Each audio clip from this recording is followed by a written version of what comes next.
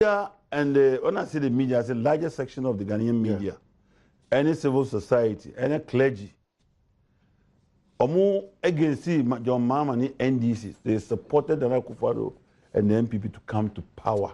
I'm talking Alhaji me namkwanso kokofodia e nam nyonku bi frame no ka che what ya sama ba nam so dabi no so ka be free nam so how ti mi frɛ Kwabena first one fa second one fa the enyagro is super so I just hang up the phone with the asem na no ayedene you know but mega say obi an hyede nyame na no de mana oje you know na the way Oman FM for why ne yes hokra no ejuma yes they've also done well constantly we be ana that so near he was a fine gentleman na nim say we young sir no kreni me tie pe asma mkan say I'm sure say a bit shock a pressure and sugar whatever.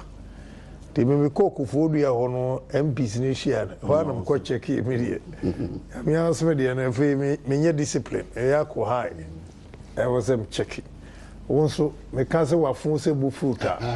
Now it's a lesson to all the Obia Diana. Is Sia Nyansa Ifrim.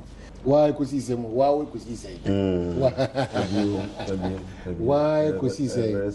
Young man, full of life. Very sad, but God knows best.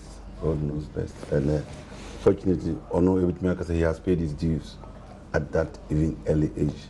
Until Roman appreciate especially the loving wife.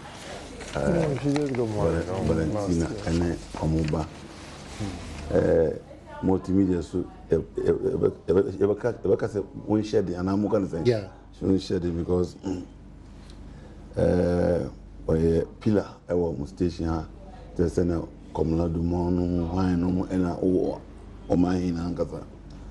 Until a big loss to multimedia team, but Master made the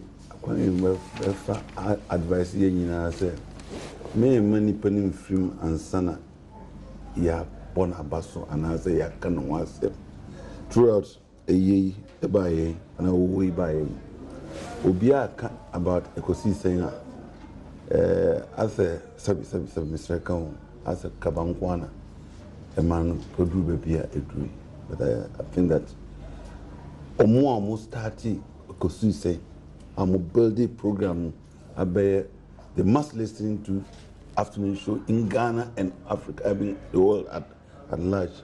I will say, Yana, you're market say, young Kayom. No, I am Piamo once and because I'm Canadian starting here.